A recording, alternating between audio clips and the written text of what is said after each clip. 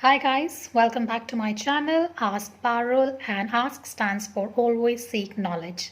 So in today's video I am going to talk a little bit about what are the top 3 career success tips that I can give. Obviously I'm not super successful, but whatever I worked, I wanted to share some of the tips which hopefully can help some of you guys, and hopefully it can inspire some people to elevate your career as well. So, here are the top 3 tips from my personal and professional experience. The number 1 tip is that always be a lifelong student.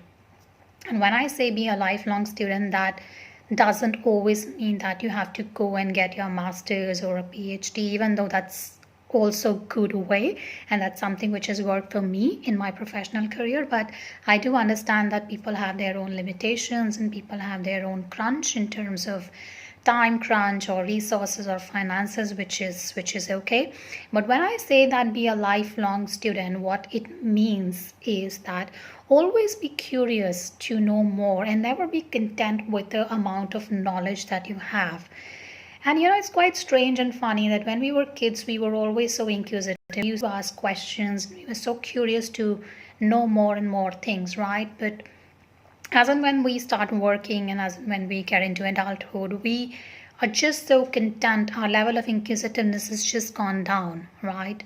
And we just stop asking questions. Some people are just so shy to ask questions, and what will people think about us? Or some people are just so proud of and content with the amount of knowledge that they have, that they are no longer inquisitive to learn more. So it's very important that you invest in your learning curve, and there are multiple platforms available. You can learn through your bosses, your mentors, organizations, online platforms, and ask questions. Don't just be satisfied with what, because what you know today, your knowledge of today, will become obsolete very quickly, right? So I think it's very important that be a lifelong student and always just invest in your career, right? That will never let you down. The second tip I would like to give is that never be averse to change. And this is something which I have learned the hard way, because I have always been the kind of person who is so averse to change. And I've just learned it the hard way how to accept change and not just resist change.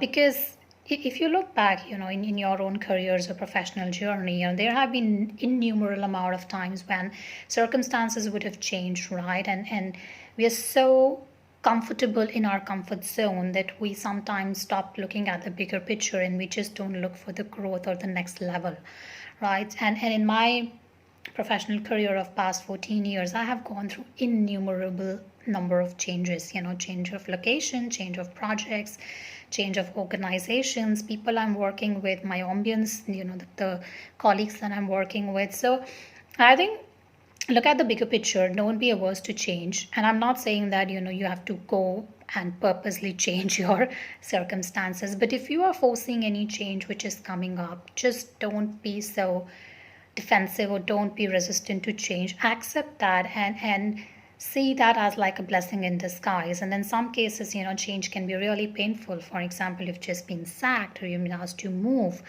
or you've been laid off, which I feel in today's economic scenario is very common. So don't be averse to change. Take it as an opportunity. And like I said, tied back to the first point which I said, if you are constantly investing in your career, if you keep on learning new things, you will never be out of work. Even if you've gone through a rough patch, just believe something good is going to come. So never be resistant towards change is what I would say as my second tip. The third thing, which, and this is I feel really really important, is that find something that you're truly passionate about, or truly is kind of aligned to your purpose.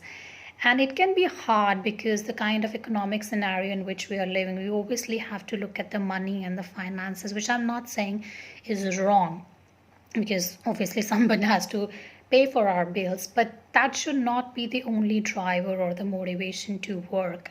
It is very important over a period of time that you find something, some cause, a project, organization, or something that you truly connect with. at a much deeper level rather than at a superficial level, something that you enjoy doing. Because if you find something that you're passionate about, it's aligned to your purpose, something you truly enjoy, you're never going to get bored out of it, right? And that's very important.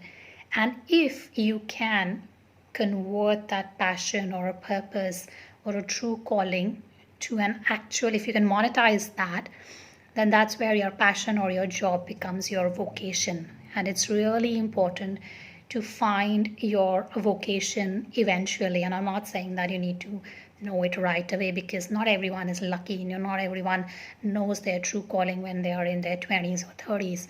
Sometimes it can take people much longer to discover their true passion or their true calling. But it's very important to eventually, at some point of time, find your true calling. And you will never look back in your career. You will enjoy it, you will never get bored of it, and it's obviously going to pay you money as well. So those are my top 3 tips which have worked in my career. And like I said, with 14 long years of my career and a lot of different circumstances that I have worked in, I think these are the top 3 tips. Number 1, be a lifelong student. Never be content with the amount of knowledge you have. Number 2 is never be resistant to change. Always be welcoming and open to change.